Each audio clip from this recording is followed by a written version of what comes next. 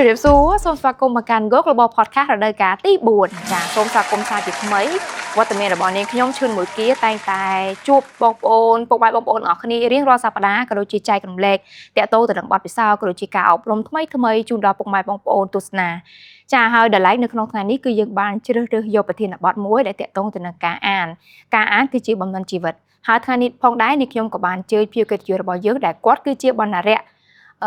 អ្នកគ្រូបណ្ណារក្សអាចារ្យនៅក្នុងសាលា Go របស់យើងផ្ទាល់ហើយអ្នកគ្រូគឺជាអ្នកគ្រូម្នាក់ដែលគាត់មានបទពិសោធន៍តាក់ទងទៅនឹងការរៀបចំការអានការរៀបចំសៀវភៅផ្សេងជូនដល់បងប្អូនសាស្ត្រសិស្សគ្រប់កម្រិតនៅក្នុងសាលា Go របស់យើងនេះផងដែរដូច្នេះកុំឲ្យទន្ទឹងរង់ចាំយូរចានាងខ្ញុំក៏សូមនាំអារម្មណ៍ពុកម៉ែបងប្អូនអរគ្នាឲ្យទៅជួបជាមួយនឹងវត្តមានរបស់អ្នកគ្រូជាមួយនឹងនាងខ្ញុំទាំងអស់គ្នាចាសូមជម្រាបសួរអ្នកគ្រូជម្រាបសួរសុខសប្បាយទេអ្នកគ្រូចាសុខសប្បាយតែរាល់ដងឃើញអ្នកគ្រូដើរចុះឡើងក៏ដូចជាចំណាយពេលវេលារៀបចំសៀវភៅនៅក្នុងបណ្ណាល័យហើយនាំបងប្អូនអានសៀវភៅប៉ុន្តែថ្ងៃនេះបានអញ្ជើញអ្នកគ្រូជាភៀវកិត្តិយសនាងខ្ញុំថ្ងៃនេះពិតជាមានកិត្តិយសមែនតើអ្នកគ្រូអញ្ចឹងអ្នកគ្រូដើម្បីដំណើរការនៅក្នុងវេទិការបស់យើងនាងខ្ញុំអាចសូមអញ្ជើញឲ្យអ្នកគ្រូណែនាំឈ្មោះក៏ដូចជាណែនាំខ្លួនជួយទៅកាន់ពុកម៉ែបងប្អូនយើងតិចចាអញ្ចឹងជំរាបសួរទស្សនិកជនទាំងអស់គ្នានាងខ្ញុំឈ្មោះមេឃលៃហួរជាបណ្ណារក្សនៃសាលា Go Global School ខេត្តសៀមរាបចាអ្នកគ្រូខ្ញុំអ្នកគ្រូតាក់ទងទៅនឹងរយៈពេលនៃការចូលធ្វើការនៅបម្រើការងារនៅក្នុងសាលា Go Global នេះអ្នកគ្រូធ្វើការរយៈពេលប្រហែលឆ្នាំហើយសម្រាប់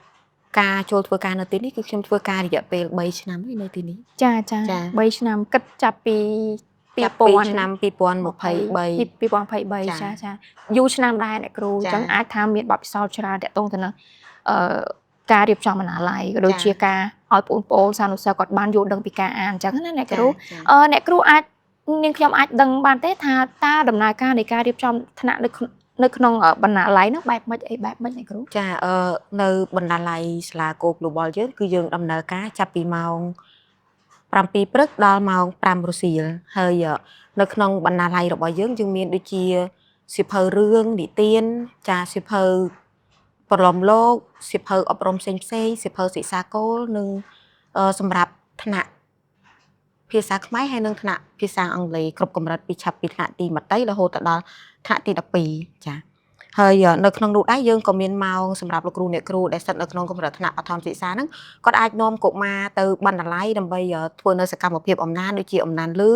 អំណានចូលរួមអំណានដៃគូចាអំណានបុគ្គល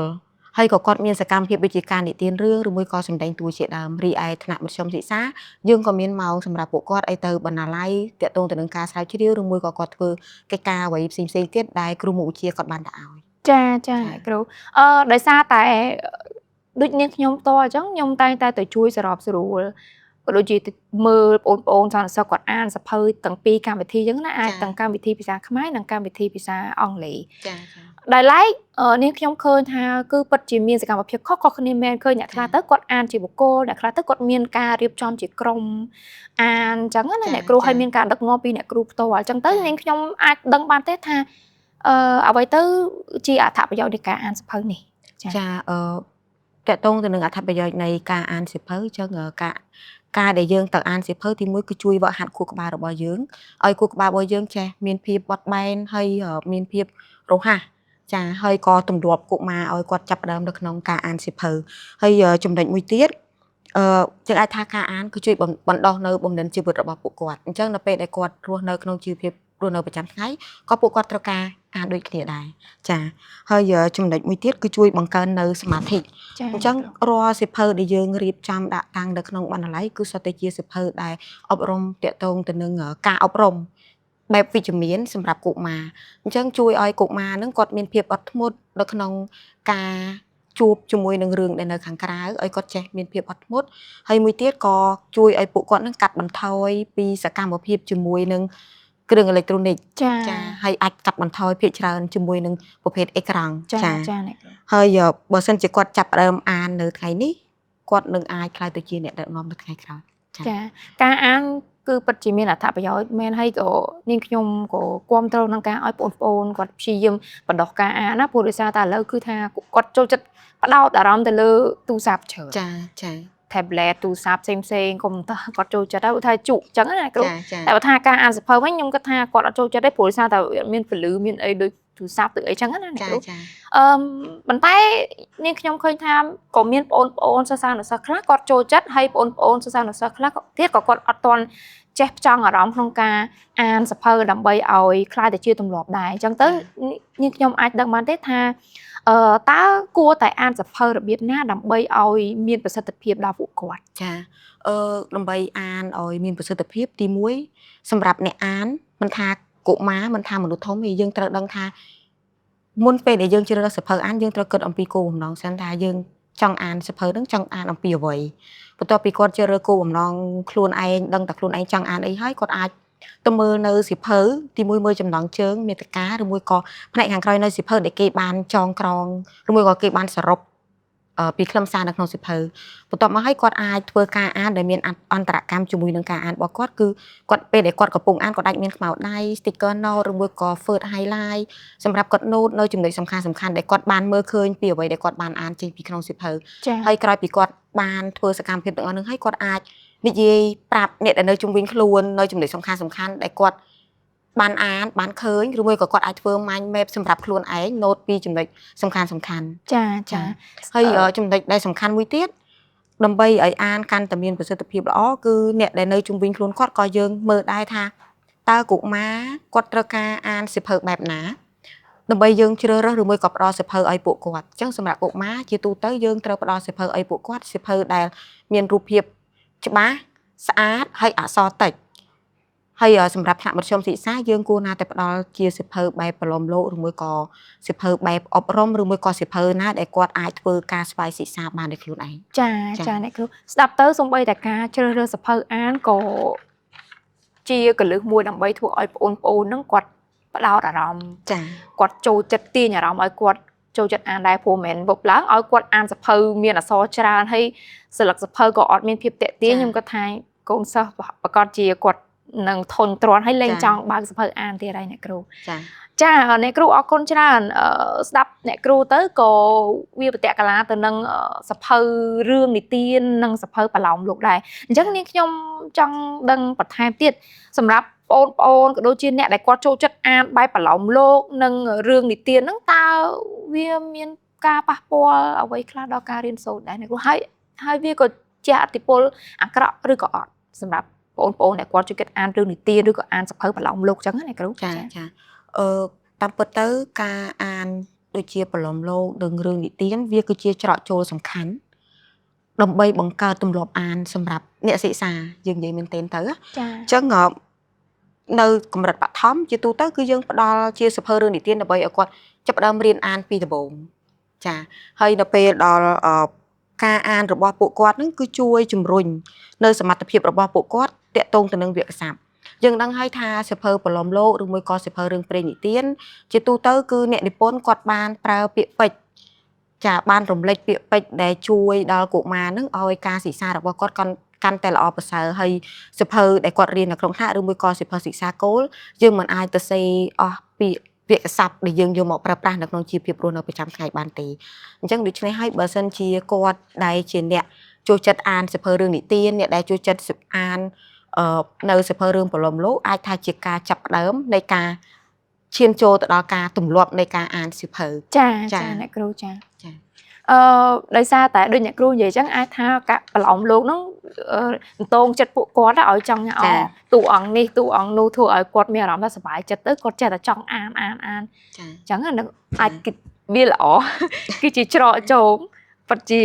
គួរឲ្យចាប់អារម្មណ៍ចាអ្នកគ្រូដោយសារតែថ្ងៃនេះគឺយើងទៅចែកគ្នាតាក់ទងទៅនឹងប្រធានបទការអានជាប្រធានសំទោសការអានជាបំណិនជីវិតអញ្ចឹងអ្នកគ្រូចាអញ្ចឹងទៅនឹងខ្ញុំអាចសូមឲ្យអ្នកគ្រូជួយបកស្រាយបន្តិចថាហេតុអីបានជាយើងលើកយកទៅប្រធានបទការអានជាបំណិនជីវិតលើកយកមកបង្ហាញទស្សនិកជននាថ្ងៃនេះចាអញ្ចឹងពាក្យថាបំណិនជីវិតគឺតាក់ទងទៅនឹងចំណេះដឹងជំនាញដែលយើងមានសម្រាប់អភិវឌ្ឍនៅក្នុងជីវភាពរស់នៅប្រចាំថ្ងៃអញ្ចឹង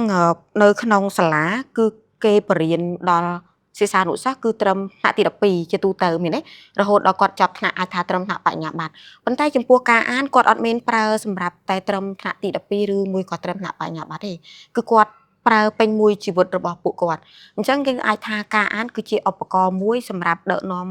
ពួកគាត់ឈានទៅរកការសិក្សាពេញមួយជីវិតហើយតកតងទៅនឹងជីវភាពរស់នៅប្រចាំថ្ងៃបច្ចុប្បន្នយើងក៏បានមើលឃើញទាំងអស់គ្នាដែរថាការអានគឺសំខាន់យើងអាចប្រើប្រាស់ការអាននឹងគ្រប់ពេលវេលាដូចជាការអាននៅស្លាកសញ្ញាផ្សេងៗចាយើងអាចប្រើការអាននឹងសម្រាប់ជាការរៀនសូត្រឬមួយក៏យើងអាចប្រើការអាននឹងសម្រាប់ស្រង់ព័ត៌មានឬមួយក៏យើងចង់ដឹងពីព័ត៌មានអីមួយក៏យើងប្រើប្រាស់តាមរយៈការអានយើងអាចថាការអានគឺជាបំណិនចូលចាទឹករបស់មនុស្សម្នាក់ចាហើយមួយទៀតដែរសម្រាប់ការអានជាបំណិនជីវិតនេះគឺមិនមែនត្រឹមតែឃើញអក្សរអានបញ្ចេញសម្លេងយើងនិយាយបានថាជាការអានទេតាមពិតការអានគឺយើងអានទាំងការអានទាំងការបញ្ចេញសម្លេងទាំងការយល់អំពីអ្វីដែលយើងបានអាននឹងបានយើងហៅថាជាការអានមួយដែលពេញលេញចាអ្នកគ្រូអញ្ចឹងអ្នកគ្រូនាងខ្ញុំឃើញមែនតានៅក្នុងប្រទេសយើងឯងនៅក្នុងប្រទេសជឿនលឿនមួយចំនួនណាទោះបីប្រទេសគេមានការអភិវឌ្ឍគ្រឿងអេឡិចត្រូនិកច្រើនប៉ុន្តែយ៉ាងណាក៏គេបដោះឲ្យកូនគេឬថាមុនចូលគេអញ្ចឹងគេមានការអានសភៅរឿងនិទានអីឲ្យកូនគេស្ដាប់ឲ្យកូនគេត្រឡប់អញ្ចឹងណាអ្នកគ្រូហើយសូម្បីតាម៉ាក់ប៉ាមួយចំនួននៅក្នុងប្រទេសកម្ពុជាយើងក៏គាត់តែងតែធ្វើបែបហ្នឹងឲ្យកូនគាត់ហ្នឹងចេះមានទម្លាប់ក្នុងការស្ដាប់ការហើយយល់ពីអត្ថបទរឿងមួយអញ្ចឹងមុនគាត់ចូលគេអញ្ចឹងទៅជាចុងក្រោយនេះនាងខ្ញុំក៏ចង់ឲ្យអ្នកគ្រូផ្ដាំក៏ដូចជាមានសារខ្លីៗដើម្បីផ្ដល់ជូនដល់បងប្អូនជាពិសេសបងប្អូនទូចចាមិនថាបងប្អូនធំទេបងប្អូនទូចថាជាការលើកទឹកចិត្តដើម្បីឲ្យពួកគាត់ហ្នឹងកាន់តែមានការបណ្ដុះខ្លួនឯងឲ្យចេះអានសភៅរៀនឲ្យមានទម្លាប់ការចូលចិត្តអានសភៅនឹងបន្ថែមទៀតចាអញ្ចឹងជាចុងក្រោយនាងខ្ញុំក៏ចង់ផ្ដាំផ្ញើទៅបងប្អូនដែលជាសិស្សានុសិស្សទាំងអស់សម្រាប់ពិភពលោករបស់យើងគឺធំយើងអាចដឹងពីពិភពលោកតាមរយៈយើងគ្រាន់តែរៀននៅក្នុងថ្នាក់បានទេទោះតែយើងចាប់ផ្ដើមពីការអានហើយក៏ចាប់ផ្ដើមពីការបើកសៀវភៅនៅទំព័រដំបូងហើយនៅក្នុងនោះដែរការអានយើងមិនចាំបាច់បង្ខំខ្លួនឯងទៅអានសៀវភៅម្ដងក្នុងពេលតែមួយយើងទៅអានសៀវភៅច្រើនក្បាលយើងអាចបន្តខ្លួនយើងចាប់ផ្ដើមចេញពីសៀវភៅដែលយើងពេញចិត្តចាយើងចំណាយពេល5ឬមួយក៏10នាទីនៅក្នុងការអានសៀវភៅទាំងអស់ហ្នឹងចាហើយទម្លាប់តូចនេះក៏នឹងคล้ายទៅជាទម្លាប់មួយដែលវាល្អទៅថ្ងៃអនាគតហើយបើសិនជាកុមារឬមួយក៏អ្នកសិក្សាដែលគាត់ចូលចិត្តអានអនាគតគាត់នឹងអាចคล้ายទៅជាអ្នកស្រាវជ្រាវម្នាក់ដែលអស្ចារ្យដែរចាអ្នកគ្រូហើយជាចុងក្រោយនេះគឺសូមចាំថាសៀវភៅគឺជាមិត្តល្អម្នាក់ដែលអត់ចេះក្បត់យើងចា